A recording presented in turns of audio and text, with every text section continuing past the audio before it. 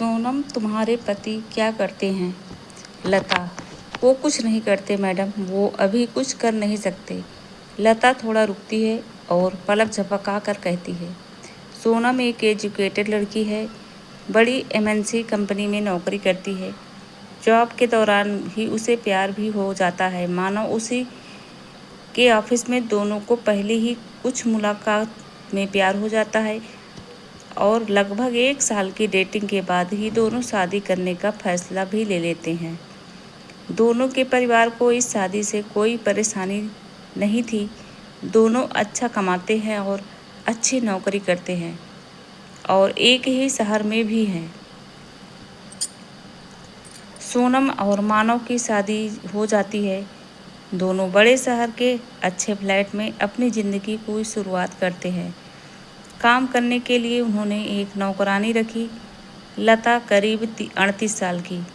सोनम ने उसे काम पर रखते हुए ही अच्छी तरह से सारे रूल्स बता दिए थे। साथ ही उसे यह भी कहा कि अगर वो यहाँ रहना भी चाहे तो रह सकती है। लेकिन लता ने बोला कि नहीं, उसका घर पास ही है, वो वहीं जाएगी और सुबह जल्दी वापस आ जाएगी। लता घर का सारा काम अच्छे से करती, अच्छी तरह से खाना बनाती और साफ सफाई भी करती। इसके काम में कोई भी कंप्लेंट नहीं थी। शादी के करीब 7 महीने बाद ही सोनम और मानव के बीच झगड़े होना शुरू हो गए। हर छोटी छोटी बात पर झगड़ा होने लगा। पहले तो झगड़ा छोटा हुआ करता था, जो थोड़ी सी बात से शुरू होकर ख़त्म हो जाया करता था। लेकिन फिर कुछ कभी कभी इन दोनों में कई दिनों तक बात नहीं होती। ऑफिस की बातें भी उनके झगड़े का एक प्रमुख कारण रहती थी। उन दोनों को लगने लगा कि उन्होंने एक दूसरे से शादी करके गलती कर दी। ऑफिस की एक मीटिंग के दौरान दोनों ही बॉस के साथ उसमें मानव ने सोनम की बात के बाद अपनी बात रखी, जो कि बॉस को ज़्यादा पसंद आई। इस बात से सोनम को बहुत गुस्सा आया और वो बात हमेशा की तरह इस बार भी उनके घर तक पहुंची। सोनम ने इस बात को लेकर मानव को बहुत कुछ सुनाया और साथ ही उसने नौकरी छोड़ने पर और तलाक की बात भी कही। लता यह उनकी सारी बातें, सारा झगड़ा हमेशा से सुना करती थी। बस वो अपने काम में लगी रहती। जब खाना बन जाता तो वो दोनों को कहती, ज़्यादातर वो लोग अलग अलग बैठकर ही खाते थे। सोनम अगले दिन ऑफिस नहीं गई। दोपहर तक अपने कमरे में बंद रही। लता ने मैडम का दरवाज़ा भी नहीं खटखटाया। उसे अच्छी तरह पता था कि अभी वो कुछ भी नहीं चाहती। दोपहर के बाद सोनम अपने कमरे का दरवाज़ा खोलकर बाहर आई। लता किचन साफ करके अपने घर जा रही थी। उसके हाथ में उसका छोटा सा झोला था।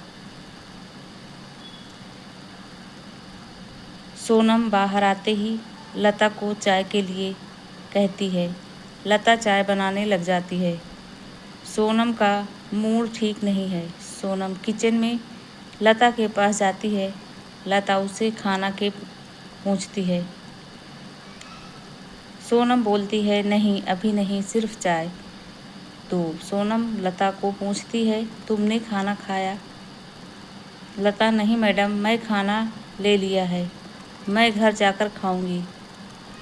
लता थोड़ी देर रुक कर फिर कहती है, मैडम एक ही खाना ले जाती हूँ, सिर्फ मेरा बांधकर ज़्यादा नहीं ले जाती, आप देख सकती हैं। इतना कहकर लता अपना झोला खोल कर दिखाने लगती है।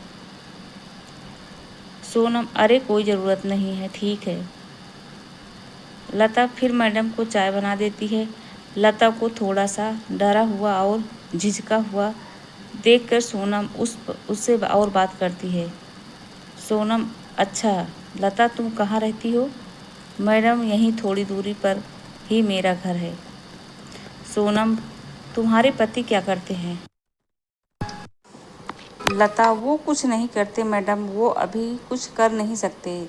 लता थोड़ा रुकती है और पलक झपकाकर कहती है, उनको लकवा आया है, उनका माया शरीर काम नहीं करता, ठीक से बोल भी नहीं पाते। सोनम, अरे तुमने कभी बताया नहीं, फिर घर, दवाई, यह सब तुम कैसे संभालती हो?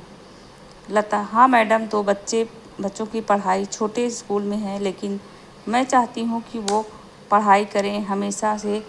मेरी उनके खाने के बाद खाने की आदत है, इसलिए पहले उनको खिलाऊंगी, फिर मैं खाती हूँ, इसलिए सुबह शाम का खाना ले जाती हूँ।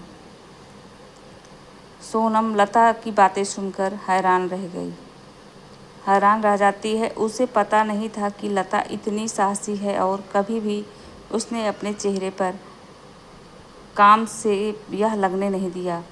लता फिर कहती है, मैडम मैं आपसे कुछ कहना चाहती हूँ, आप बुरा मत मानो तो।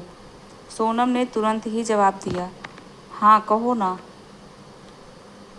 प्लीज़ मैडम, अभी हमारे पास जो होता है हमें उसकी कद्र नहीं होती है।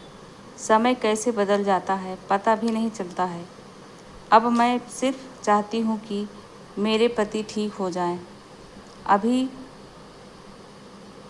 तक मेहनत में से मुझे कुछ परेशानी नहीं है, लेकिन अभी मेरी सिर्फ एक ही इच्छा है कि बस वो ठीक हो जाएं। मुझसे फिर वैसे ही बात करें, वैसे ही अपने पैरों पर ठीक से चल सकें, बच्चों को गले लगा सकें, बाकी कुछ भी नहीं चाहिए। लता अपनी बात ठीक से समझा नहीं पा रही थी, लेकिन सोनम समझ रही थी कि वो क्या कहना चाहती है। उसकी बातों को सुनकर सोनम को रोना आ गया।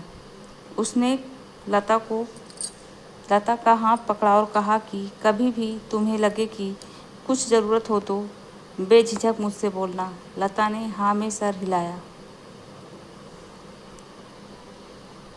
कभी कभी जो बड़े बड़े लोग हमें नहीं सिखा सकते, वो ज़िंदगी सिखा देती है। सोनम की आंखों पर लगा पर्दा जैसे हट गया। उसे समझ आया कि उसके पास भगवान का दिया बहुत कुछ है। पल भर में ही जैसे उसकी सारी नाराज़गी, गुस्सा न जाने कहाँ चला गया। जिस पति का वो मुंह भी नहीं देखना चाहती थी, अब उसके आने का इंतज़ार करने लगी। शाम जैसे तैसे आई। दरवाजे पर जैसे ही बेल बजी, वो दौड़कर गई और दरवाज़ा खोला। सामने मानव को देखकर रोते हुए उसके गले लग गई और सॉरी बोला। मानव को कुछ समझ नहीं आया, लेकिन उसने भी सोनम को सॉरी बोला। आपको कहानी कैसी लगी हमें कमेंट कर ज़रूर बताएं। इसी तरह की अच्छी कहानियाँ आप यहाँ पढ़ सकते हैं। और वीडियो को लाइक कीजिएगा, शेयर कीजिएगा और सब्सक्राइब ज़रूर कर दीजिएगा। बेल आइकन घंटी प्रेस कर दीजिएगा, जिससे ऐसे ही स्टोरी आप लोगों के पास पहुँचती रहे, अच्छी अच्छी जानकारियाँ आपको मिलती रहे।